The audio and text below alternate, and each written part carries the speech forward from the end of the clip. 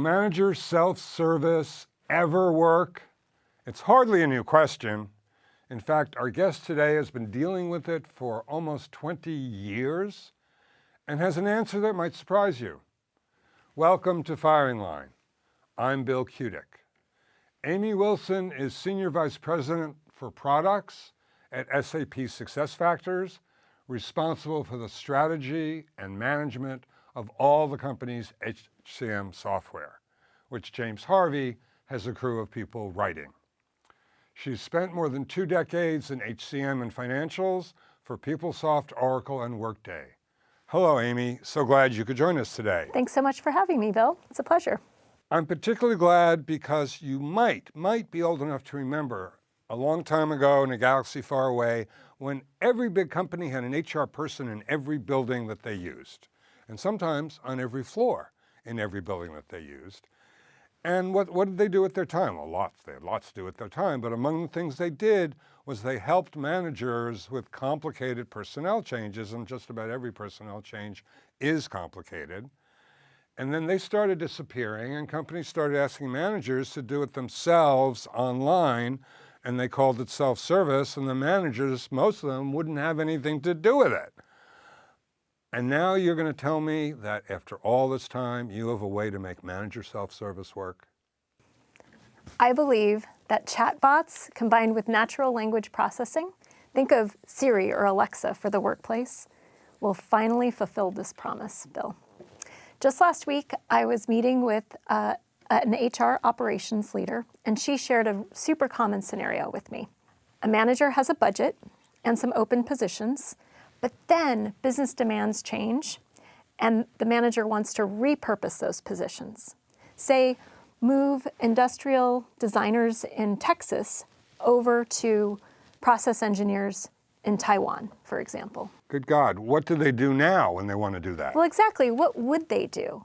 How could they possibly know that in some cases they need to just merely change the position, and in other cases they need to close it and then reopen new positions? They couldn't possibly know that if they made the wrong choice and entered the wrong data, that there would be detrimental effects on behind-the-scenes metrics. All those analytics just blown to pieces? Exactly. Inherently, managers don't and really shouldn't know the nuances that go into creating complex transactions. But a conversational interface with system intelligence, that can solve it. Well, tell me how you think it'll work exactly. Well, conversations aren't linear, right? So if you think about the system drawing out the information that the manager does know, and then surfacing other information that they can then have the manager confirm, and then connecting the dots of the policies behind the scenes. That's always the hardest part, isn't it? Exactly. Connecting the dots, yeah. Right. And then actually creating the transaction, and then flagging things for follow-up that might be necessary. It's a powerful thing, Bill, for a manager to be able to say, I don't know, and for the system to figure out the answer. And because it's to a chatbot, the manager doesn't lose any face by saying, I don't know, Exactly. which I love. So how soon are the chatbots coming? Chatbots are already here. You've got organizations experimenting with simple scenarios already today. But these more complex ones that I just mentioned, that'll be certainly within the year. Amy, this is great. I'm a total believer that chatbots are going to make possible the promises we've been hearing about employee and manager self-service for 20 years. I agree. I'm so excited about this, Bill. I really am. Amy, I'm so glad that your eyes are so firmly focused on the future so that I and the audience could gain from what's coming down the road. And this sounds really exciting. Thank you so much for coming. Thanks so much, Bill. It's super exciting, and it's been a lot of fun.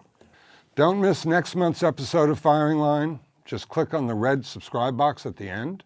You'll get just one email notice when the next program has posted. Write your comments on this YouTube page, on our Facebook page, or send us an old-fashioned email to bill@kutik.com. We want to know what you're thinking. I'm Bill Kutik.